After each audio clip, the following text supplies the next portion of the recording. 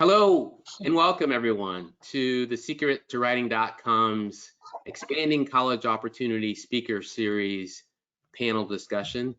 I am so excited about tonight's event. What's the value in attending an all-women's HBCU, which will include, or as I like to say, it will be a fireside chat with our distinguished panelists for this evening. What I like to do is, first off, just sort of set the stage and provide a framework for the conversation today. So I'll do that, and then just so that you know, I also want to just thank you all for the questions that you sent in when you registered. They were very helpful. And what I've done is compile a list of those questions, and I will ask the panelists to respond in a candid, in whatever way that they so choose. So we will that will really be the format of the presentation. But you can also, if you would like, submit questions via the chat box, and then as time allows, we'll take those questions as well. That being said, let me just start by reflecting on, this is a quote that I personally use when I think about the Expanding College Opportunity series, which is, "The opportunity to go to college is one of our greatest treasures. The college experience opens your eyes and mind to new ideas and self-discovery." So really what we're all about with this series is really providing information that can help you, students, and your parents to better access higher education. So many people have heard me say or talk about the college landscape, and I won't quiz you on this, but I will just say that in the United States, we have about 7,000 institutions of higher education, and including four-year schools and two-year schools and trade schools and technical schools and so on. And out of that universe, there are roughly 100 or so, a little bit more, HBCUs, and then there are 2 women's HBCUs, and that serves as really the focal point of our conversation today. Today, we're focusing on 2 colleges, Bennett College and Spelman College, and I am very thrilled to have our speakers, Mrs. Jenine Lemons and the Honorable Judge Monica McCoy Purdy.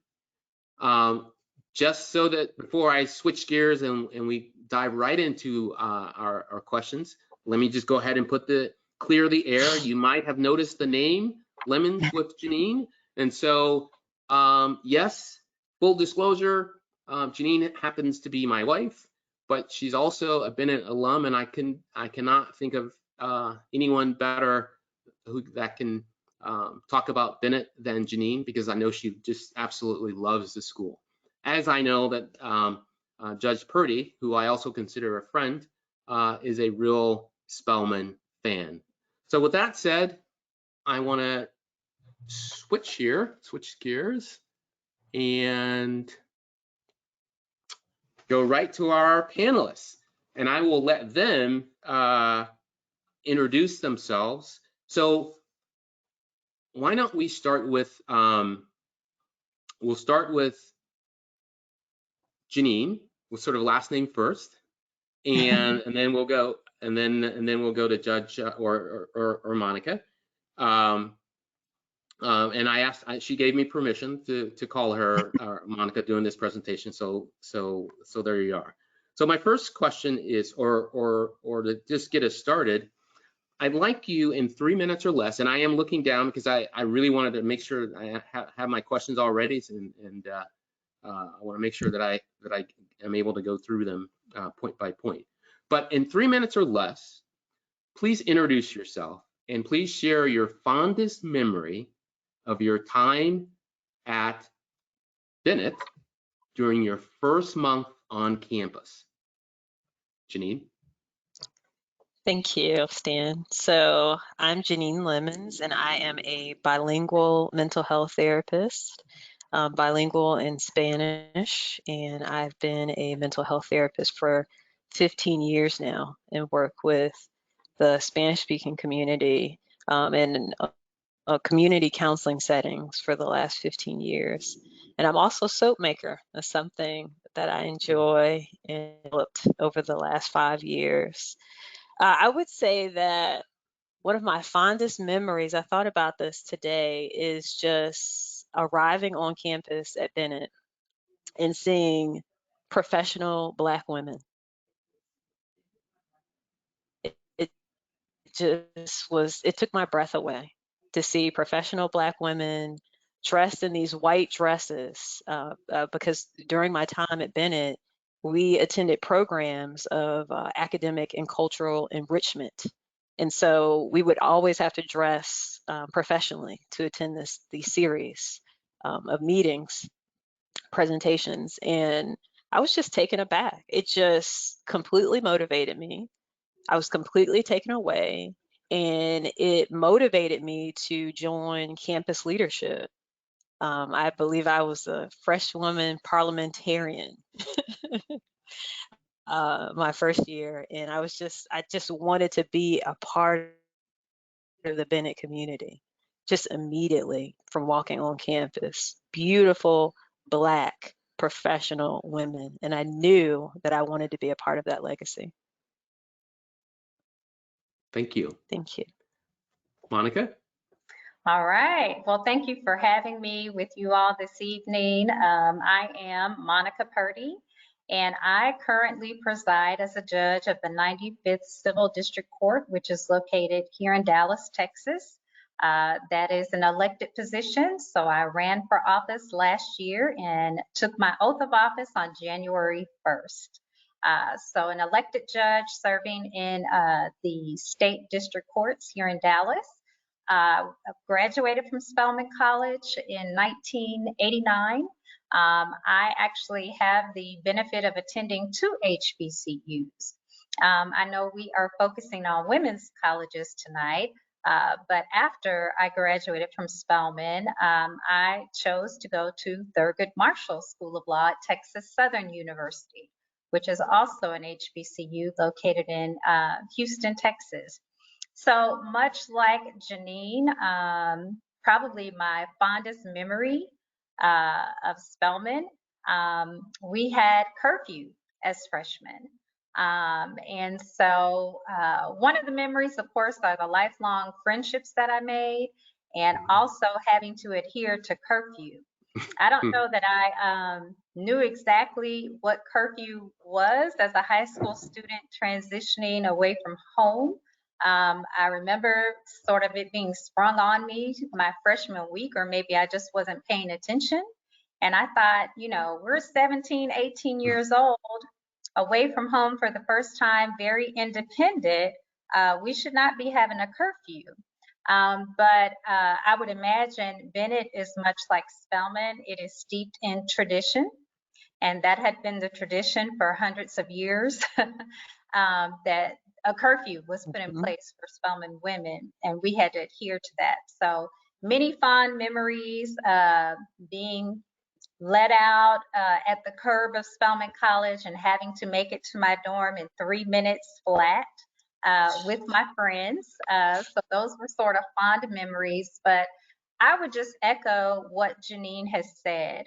To be at a public high school where I had gone to school for all of my life in Tampa, Florida, I was always sort of separated from other African Americans. I was in advanced placement courses, so typically there was only 1 or 2 of us that would take up residence in those types of courses.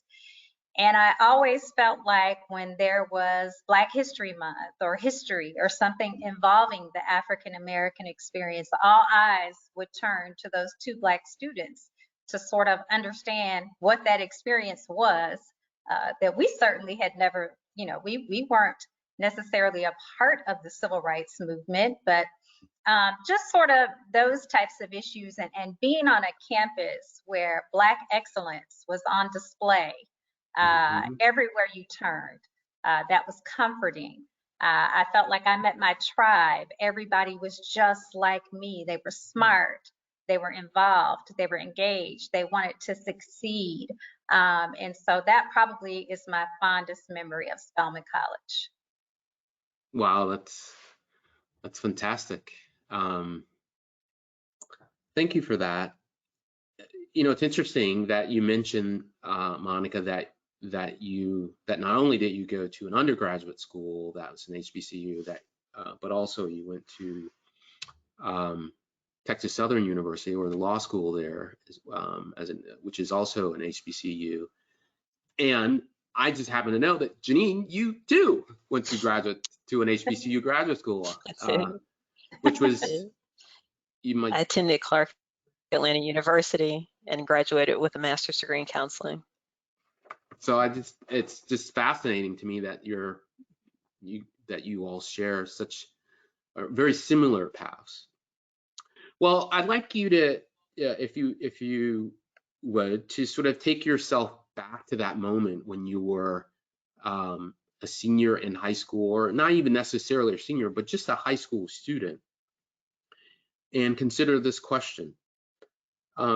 What were the key factors that went into your college application decision when you were a high school student? And really tied to that question, you know, what made you even decide to go to A, an HBCU, B, a single gender, you know, college, or even, and then C, you happened to pull both levers and you went to, you know, an all women's HBCU. So can you share your thoughts on that? And I think Jenine, you're up. Okay, sure. So I really was looking for a sense of belonging when I became a college student. I was looking for that. I wanted a sense of belonging. I wanted to, you know, as Monica say, feel like this is my tribe. And so I definitely felt that. You know, when I arrived at Bennett, I was in a Upward Bound program through Shaw University, another historically Black college in Raleigh, North Carolina. And through that program, I was in that program for 2 years. I was exposed to many historically Black colleges, exposure that I would not have received just from being in my family. The program provided lots of opportunities to meet Black professionals, many who had graduated from historically Black colleges. And so I had a bird's eye view into that life in terms of seeing, wow, going to a HBCU can be a great opportunity. And so I took that opportunity, just attending Bennett. I knew that I wanted that sense of belonging. I knew in high school I didn't want to just be a number.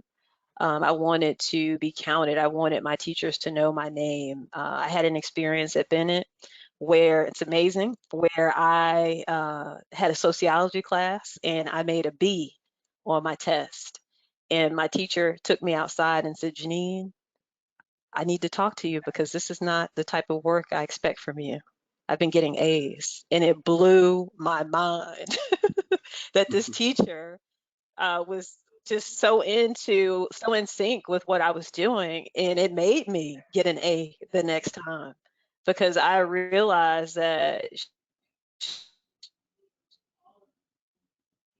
she had a connection, not just with me, but with all of her students. And she had high expectations. And so by her having those high expectations for me, naturally that transferred over to me to have high expectations for myself. I grew up in Raleigh, North Carolina. And so I didn't want to be, you know, honestly, I didn't want to be too far from my mom. You know, Greensboro is about an hour and a half outside of Raleigh, and I didn't want to be too far from her because I wanted to know that I could go back home, but I definitely didn't want to go back home. I wanted to be an independent woman and do well at Bennett. And so those are some of the reasons. Okay. Monica, same question. Sure, sure. I will add that I certainly knew about HBCUs growing up.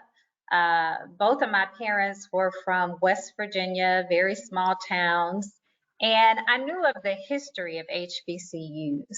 My father attended West Virginia State University, which is actually an HBCU, but back then they called them a land grant institution, where essentially the state of West Virginia would deed property so that Blacks could have a college to attend because they did not want you to attend the predominantly white institutions during that time. So I knew about the history of HBCUs because it was talked about in my family quite a bit. But I was always someone, even grade school, middle school, that was always sort of interested in the culture. People like Harriet Tubman, Sojourner Truth, Fannie Hamer, these were the people that I basically wanted to write my book reports on. You know, if I would get an assignment and I would sort of peruse the list and I'd tell my teacher, wait, you don't have this person on here, or what about this person? And they would always give me an exception to write about it, but I would always have to bring it up to their attention, and I'd have to seek out those books in the library that just weren't talked about all the time, but they were talked about in my home. So I knew that that brought a spark for me, but I made a very intentional choice to attend an HBCU and an all-women's school. I wanted to go somewhere that was small, that was liberal arts based. I wanted to be somewhere that was academically challenging. I wanted to be somewhere that was fun. I wanted to be somewhere that was culturally enriching for me. The women's part of it, selecting an all women's component, I think there's, you know, empowerment. Certainly there were strong women in my family, but you know, when I got to Spelman and 80% of the faculty hold a graduate PhD or above, that was just amazing to me to see that. And I had never been in that environment before. So it was an intentional choice for me. And I made that choice to go there to be surrounded by that. I certainly I was very aware of the reputation.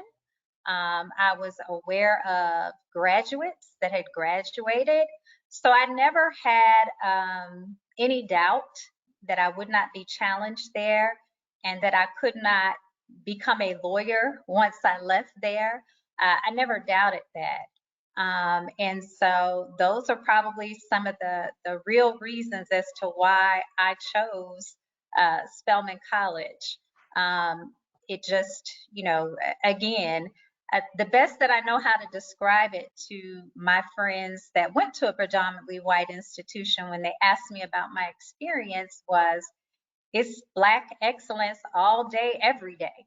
That is what you are there for. And much like Jenine has mentioned, I remember being that freshman, and I remember, you know, you have your independence for the first time. You get to decide, am I going to go to class today? Am I not going to go to class today? Oh, it's early, that kind of thing. And I was very intentional. I knew I wanted to be a lawyer when I got there. I was a political science major. My professors knew I wanted to be a lawyer because that was something that I shared with them that I had an interest in. And I remember missing a professor's class maybe twice in a row.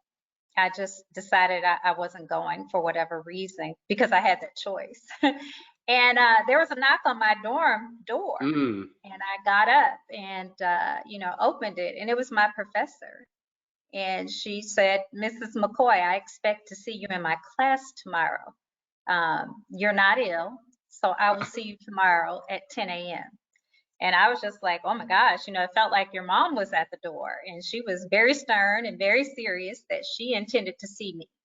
And so it was a special place because it was very nurturing. Um, but I don't feel like she did that just for me because she took an interest in me. I feel like she would have done it for any student that she wanted to push, and did not want them to just satisfy themselves with being average. She wanted to push them. And so that was something that you got when you went to this small liberal arts institution. Mm-hmm. Again, I think it's fascinating that both you and Jenine kind of had the sort of the knock on the door, so to speak, from your professors. That's really that's I mean, I think it's wonderful. Maybe you as students didn't necessarily feel that way in that moment, but I think that's great. I do want to probe a little bit on this topic, though. I wonder, maybe my first point of probing is I'm wondering that either of you consider applying and matriculating to a predominantly white institution. I can pick up on that one. I would say yes. I did consider that. Mhm. Where did you Go ahead. decide, Oh, Jenine? Monica, you can. No, where? You could proceed, Monica. Yeah. Oh, I was thinking of just again staying locally, North Carolina State University, which was a large school. My brother actually attended there, and it didn't work out for him. And I went to visit him on campus, and I thought, wow, this is a really large campus, and I almost feel lost just walking around this campus. And I just saw a lot of pressures that he had in terms of being able to attend and trying to balance economic responsibilities. And I knew I did not want that for myself. I wanted the full college experience, living in a dorm, being with the other students, studying. And so I definitely thought about it. But again, I was in Upward Bound. And so I had exposure to many historically Black colleges. And so once I realized just the richness of historically Black colleges, it made it easy for me to just choose an HBCU because there are so many. The legacy runs so deep. And so I knew I had many colleges, great colleges to choose from if I chose an HBCU. Okay, I understand. And I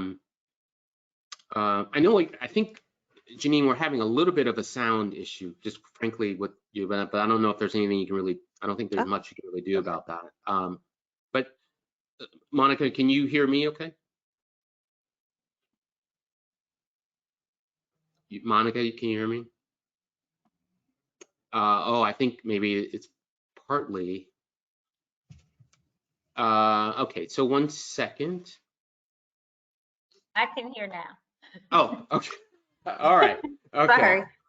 That's all right. No problem. So I don't know if you heard Janine's response, but you were starting to comment about your consideration or not as it relates to attending a PWI, predominantly white institution. Right. So I think I mentioned that I grew up in Tampa, Florida. So I think what most kids do, which is natural, you tend to listen to where people are wanting to go in your high school. I was a cheerleader. A lot of people were wanting to go to the University of Miami. I think they wanted to go because it was nice weather and South Beach was close by. I don't know that anybody knew anything about the academics, but people wanted to go to Miami. That was a draw for my high school. I considered it. I talked to my mom about it, and she was like, I don't think so. We're not going to do that one. So that got me looking at other schools. In Florida, HBCUs, if you were going to go to those, FAMU was very popular, as well as Bethune-Cookman College. They were very popular. But I think I mentioned both of my parents were from a very small town in West Virginia.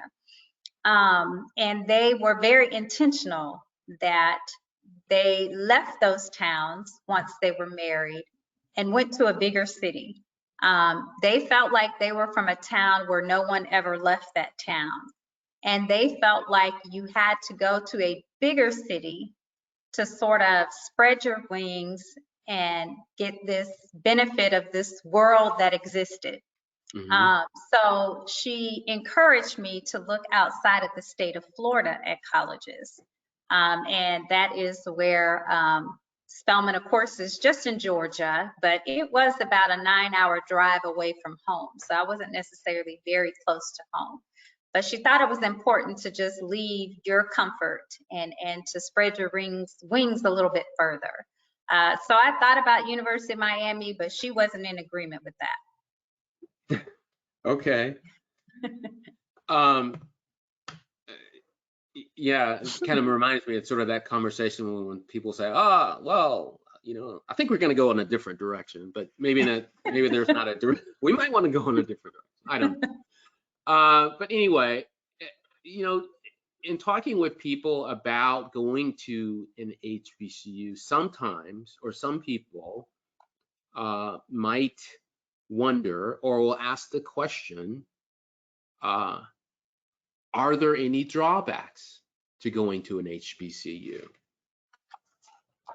Jenine, how would you answer that question? For myself, I could not identify any drawbacks. You know, attending Bennett College, HBCU, in comparison to many other schools, you won't arrive and have access to a pool. You won't arrive and have access to 5-star dining. You're going to the calf. You're going to the calf for breakfast, lunch, and dinner. So I think many colleges of today try to sell those things to students to get them, to entice them to attending their college. But actually, by going to a place like Bennett and not having access to those things, it made me just appreciate Bennett even more. Just going to, you know, a library on campus, you know, built, you know, Bennett started in 1873, reformed in 1926. Going to a library built in the 1920s that's still standing, that's, you know, a beautiful historical building. It just made me appreciative of my experience even more.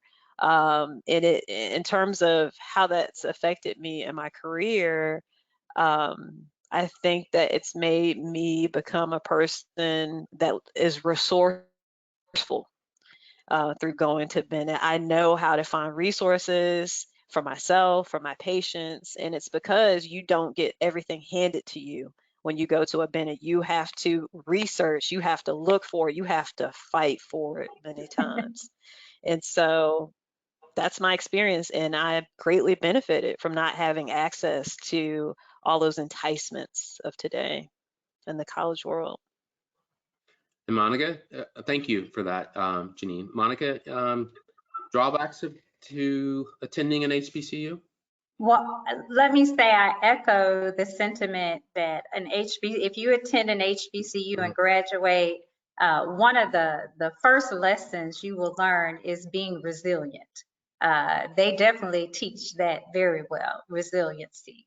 I did not have any drawbacks, but I certainly have heard the arguments that people set forth as a drawback, or categorize it as a drawback in attending an HBCU or Spelman.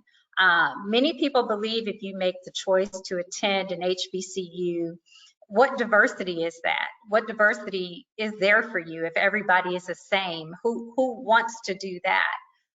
But it's a myth, and it's a misconception, because students come from all over the United States, in the world with different cultural backgrounds and abilities represented. We had students from Bermuda, Jamaica, England, Africa.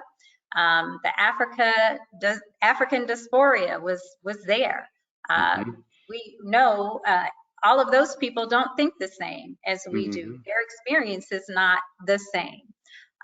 So I think that that's a misconception to think that you won't be in a diverse world, because you will be. I think that some people believe it won't compare you to compete with mainstream America. And my argument is, if anything, I think it over-prepared me to compete. And again, we have to remember the basis on which a lot of these institutions were founded. They were founded out of necessity. They were founded based on faith. There were things that we could not do. And so many of those professors, the only way that they know how to teach and prepare you to enter the world is to know that you have to be 10 times better than your counterpart. You have to exceed expectations at all levels. And so if anything, I think it over-prepared me. I think that some of the arguments I've heard is, you know, will it equip me? Will it give me what I need to go on to that next level? And I say that it will.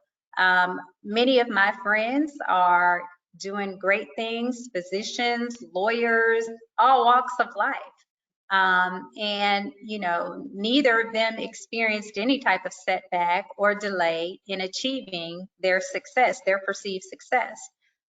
So I think that, you know, I've heard the arguments against, but I just think they are myths and misconceptions.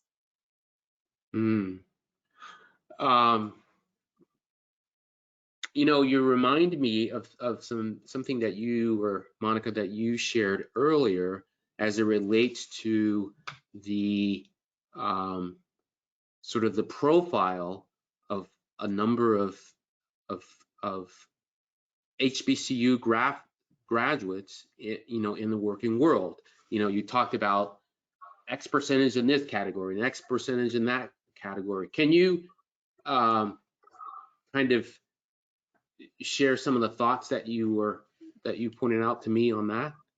Sure. What we know about African Americans that graduate from HBCUs is that they make up the core part of our professions today. And I'll just give you some of those statistics to talk about here. So African Americans that are HBC graduates, 50% of those are educators, 40% are healthcare professionals, 70% are dentists and physicians, 50% are lawyers, 80% are judges, 80%. 40% are members of Congress, 12.5% are CEOs, with our newest CEO of Walgreens being a Spelman graduate, Rosalind Brewer. 40% are engineers. We know STEM is a hot topic, a hot career choice right now, especially for minorities. But this is a solid foundation that HBCUs have been contributing to and building upon each year. And who better to point to than our current vice president, who is a very proud HBCU graduate that went to Howard University. So I think that those are, again, I go back to the myths that sort of debunk, will you be prepared? Can you compete?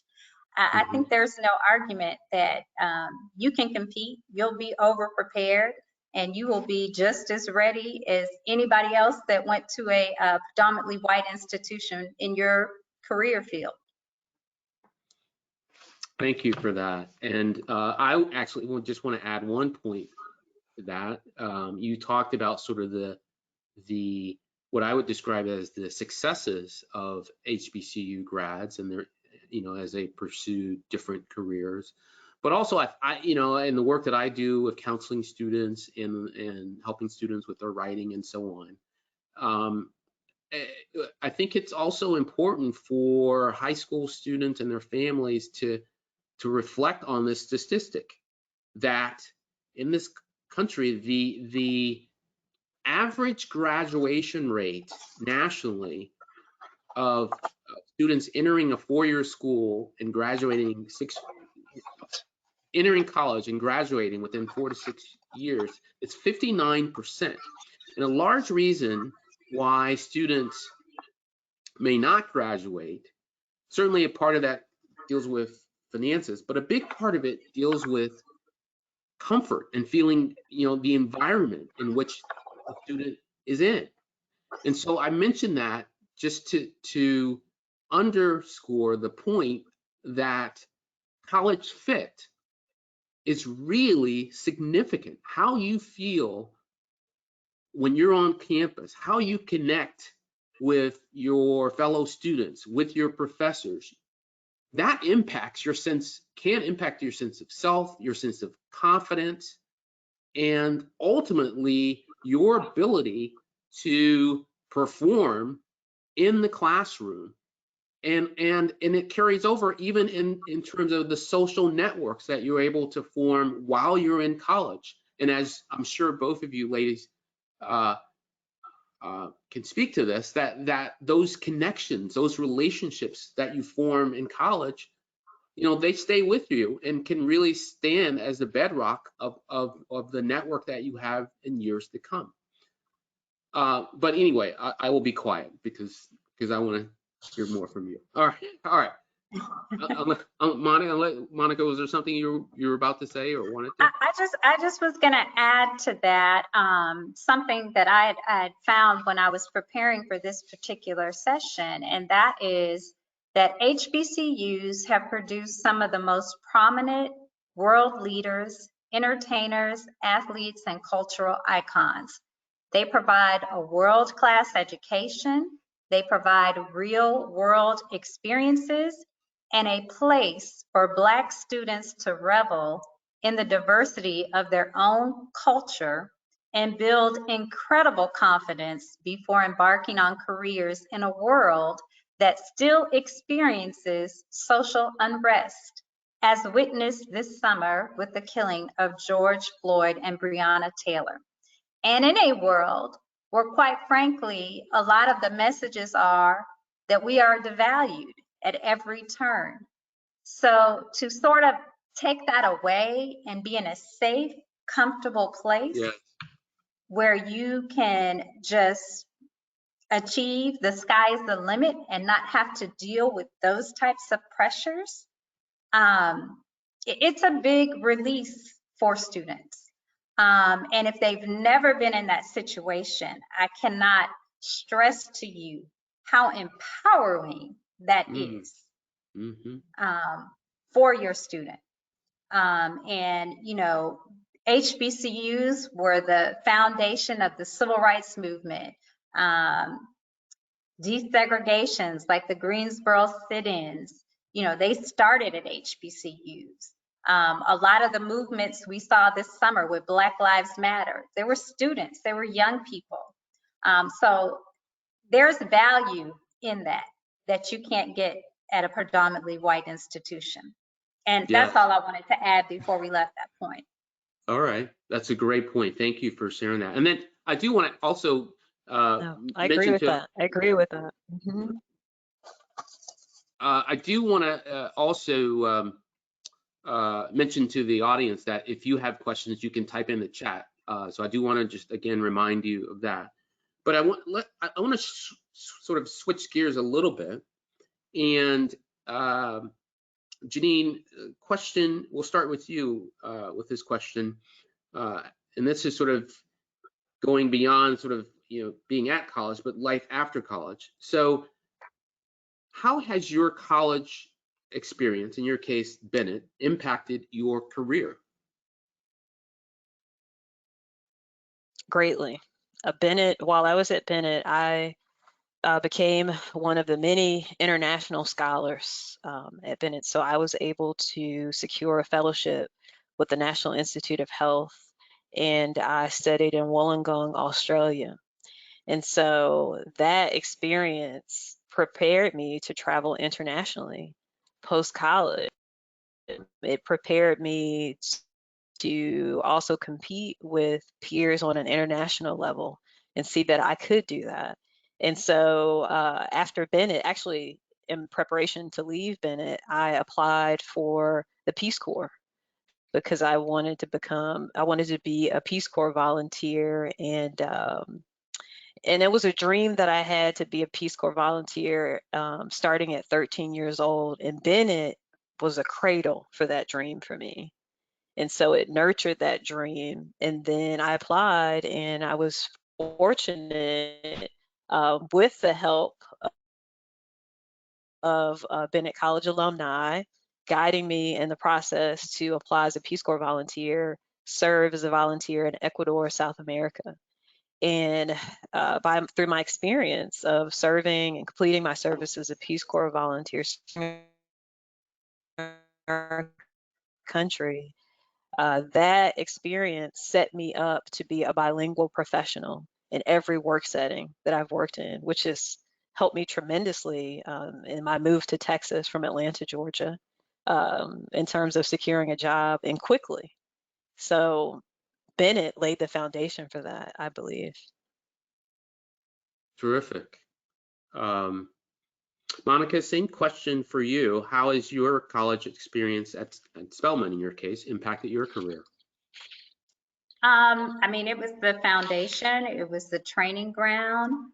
Again, I think I mentioned that I was very intentional because I knew what I wanted to do. I knew I wanted to become a lawyer. Maybe not so much the type of law that I wanted to practice, but me having that dialogue with my professors, they were able to let me know about internships that they thought would be of interest to me. I had an opportunity between my junior and senior year to intern with the Congressional Black Caucus in Washington, D.C., working for legislators on the Hill. And that was because a professor gave me information and said, I think you should apply for this. I think you'd be great for this. So opportunities around Atlanta. The mayor's office might have needed an intern and things of those particular nature that I was told about and that I was able to follow up on. I think all of those things prepared me. Much like Jenine said, it wasn't a requirement when I attended Spelman, but I stay very much connected with the college now. And a requirement of graduation now is that every graduate from Spelman College has to travel abroad. And that is because our president is of the opinion that she is training women to compete in a global economy. It's no longer just domestic, but she has to train Black women to basically be able to compete globally. So even if you happen to be from Natchez, Mississippi, and you might have arrived at Spelman on the Greyhound bus, they're going to find the funds to get you to Australia, to get you to Kenya, to get you wherever you might go. And they're going to help you do that. And they're going to make sure each young lady does that before she graduates, which I think is spectacular. I think they've been awarded some huge grant in which to make sure that gets done. And it is global nowadays. You know, careers look vastly different from when I was in school. You can dream up different things to do and be successful at that. So I think it was a training ground. It laid the foundation for me. It allowed me to think critically, and it taught me to think differently about things, to ask questions. It just exposed me to authors I had never heard of before.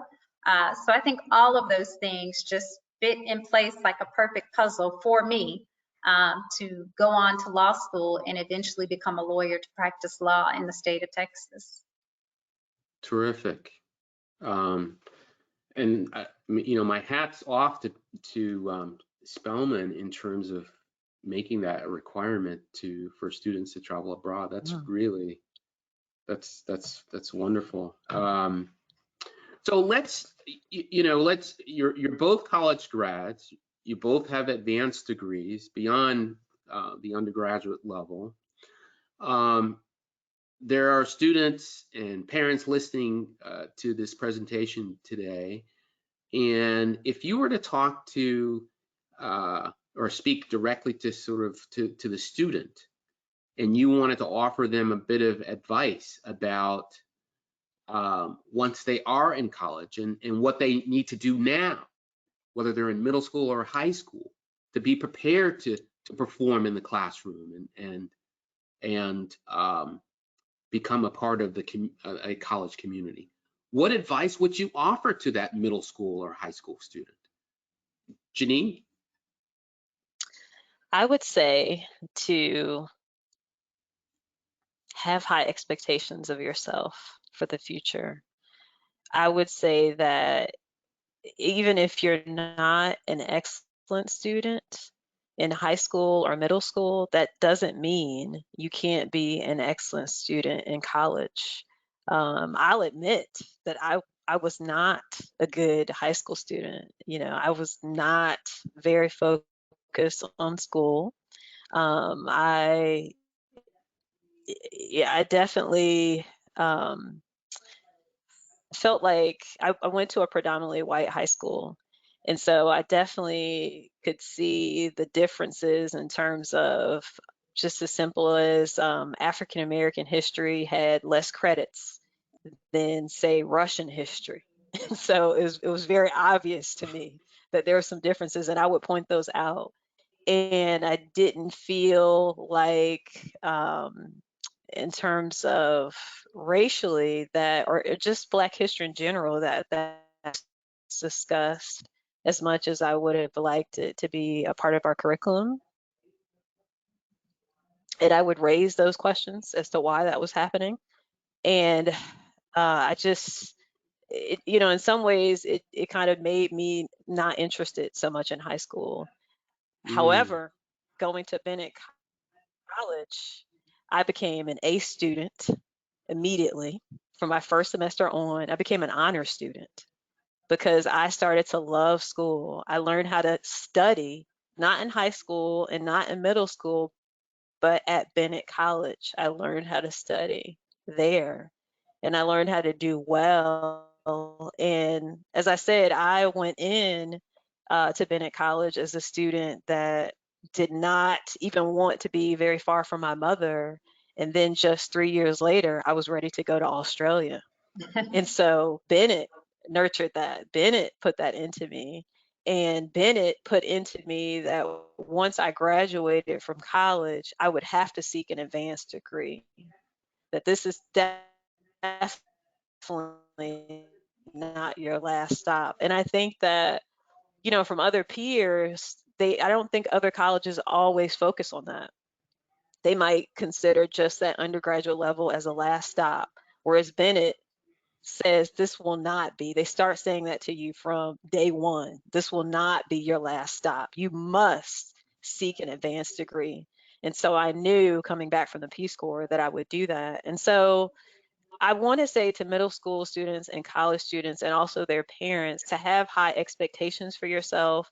Find college prep programs if you don't have people in your family that have graduated from college, like myself. Like Upward Bound is a great program, and it's a free program, and there are many across the United States. And so I would encourage parents and also students to seek out those programs. okay, Thank you. thank you. Yeah. Monica, what advice would you offer middle school or high school students? And you know, to the extent that you can be specific, like that would be Right. great. So if you're middle school or high school, I would say to study, to make grades a priority. Bennett and Spelman are very selective. So you need to have those academics in place.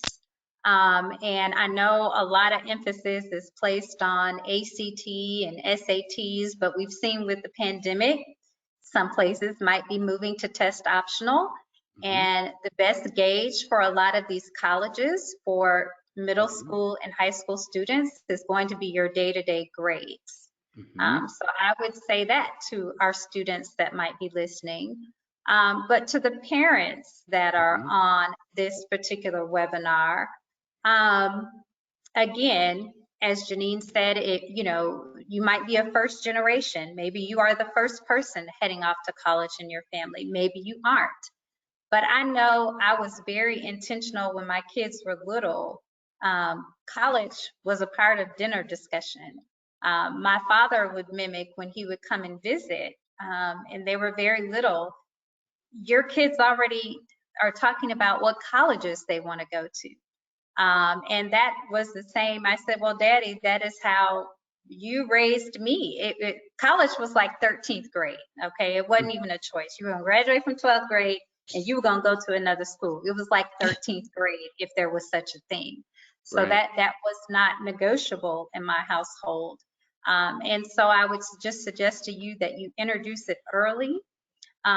We were very intentional that when we took vacations, even if we went to visit a relative, if we were in a city, we were stopping by someone's college campus so that our children could walk on campus and see what a college looks like. So those are just all things specifically that I would suggest to do. Focus on grades, talk about colleges early. When you're taking trips, take your family by those college campuses, walk on them, explore them. But that would be the advice that I would offer. Terrific. Jenine, did any, and we just have a few more minutes here, but anything you would add to the whole, to the thought of if you were talking to parents themselves about, no, what am I asking? Do you have any thoughts as it relates to how parents might help their student? And Well, I particularly can think given your about, profession, yeah, that I can might think be a about my different. profession, Mm-hmm. and then I can think about our son, Matthew, that, went to college and, just in terms of allowing him to talk about his concerns, to do like a cost benefit analysis for each college and to guide him to do that. I remember giving him a sheet of paper and saying, Matthew, I want you to do a cost benefits analysis for each college for your concerns that you have. And so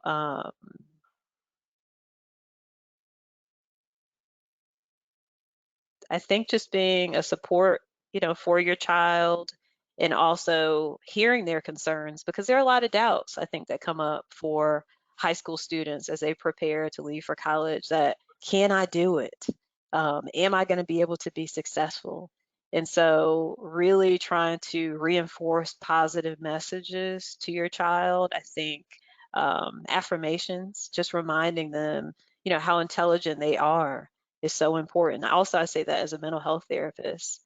Mm-hmm. And just kind of checking in with their mental health needs also, I think is very important.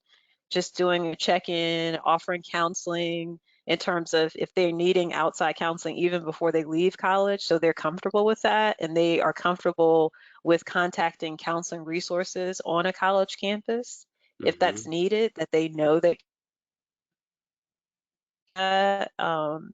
so they have a sounding board for some of their concerns and feelings while at college. That's very important. So you touched on a really, that was terrific, Jenine, but you touched on sort of what I would describe as the next step. So the student is in middle school, they're in high school, then they head off to college, right? A lot of times they're away for the first time on their own.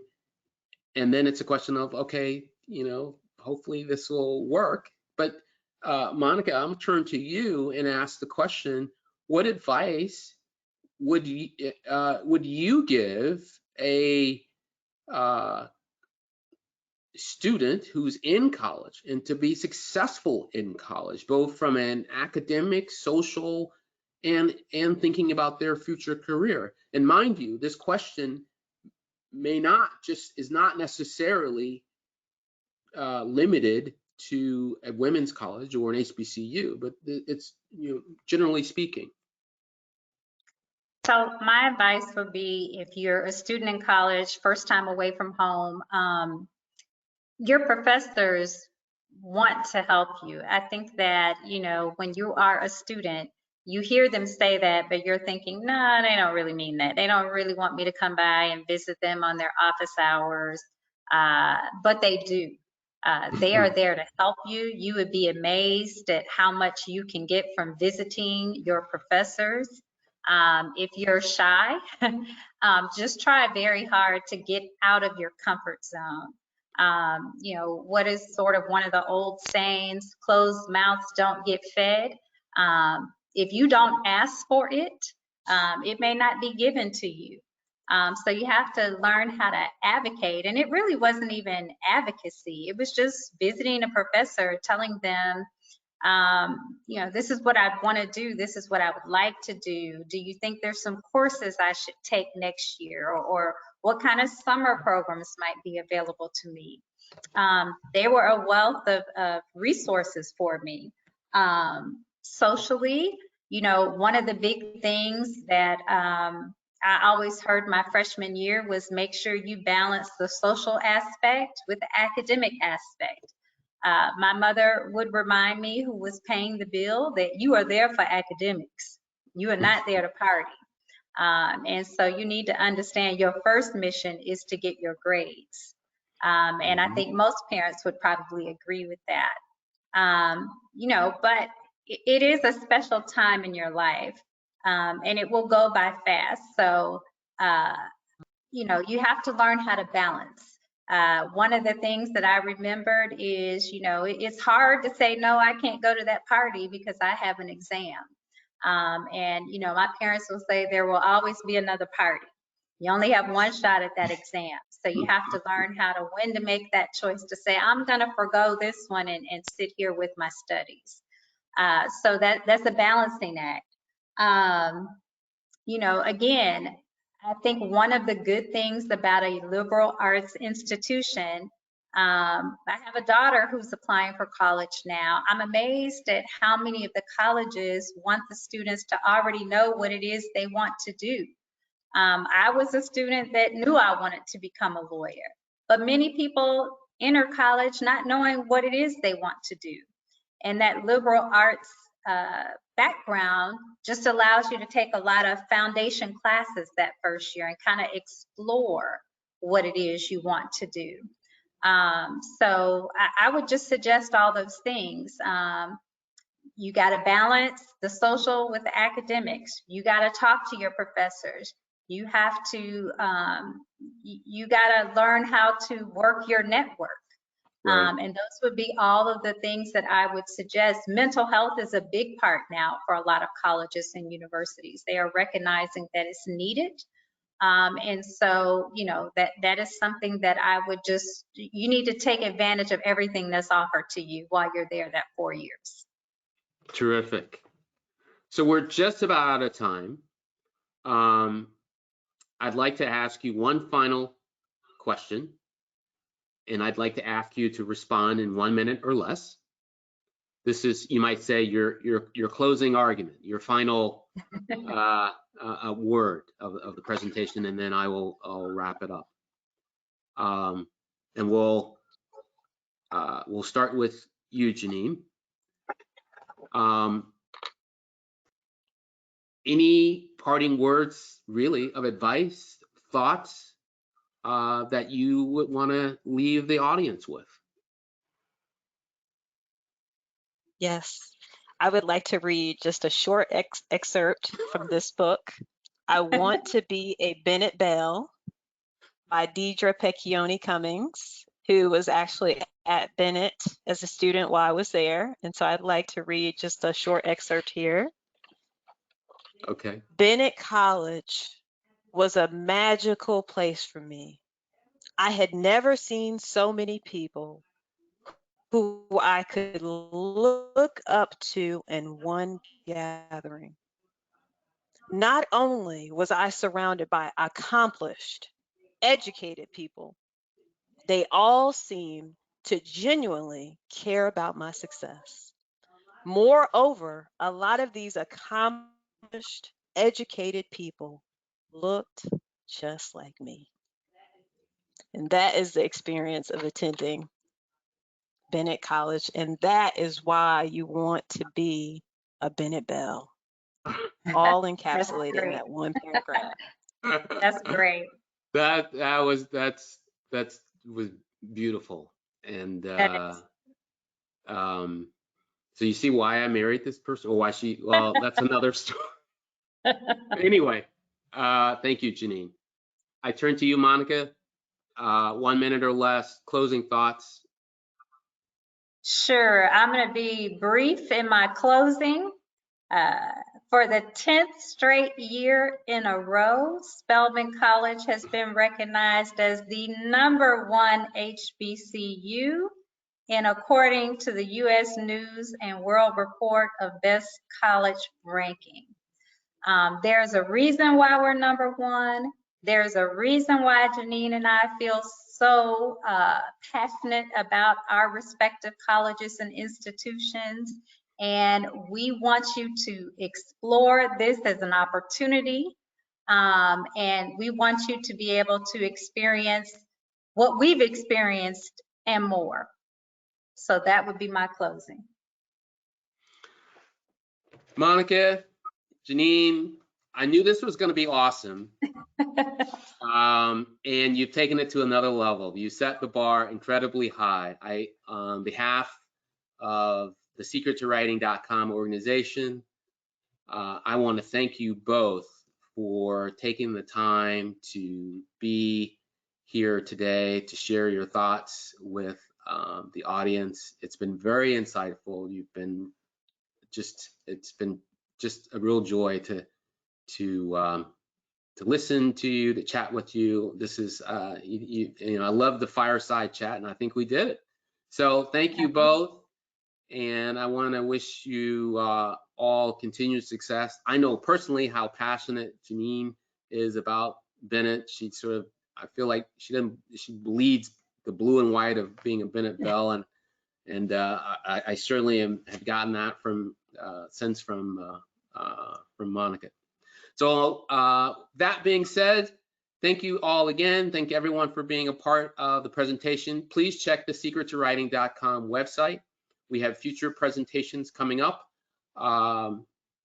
Just go to www.thesecrettowriting.com and go to the Expanding College Opportunity Speaker Series page, and there you'll find other events throughout the year. I wish you all the very best. Thank you. Bye for now. Thank you. Bye-bye. Thank you, Monica.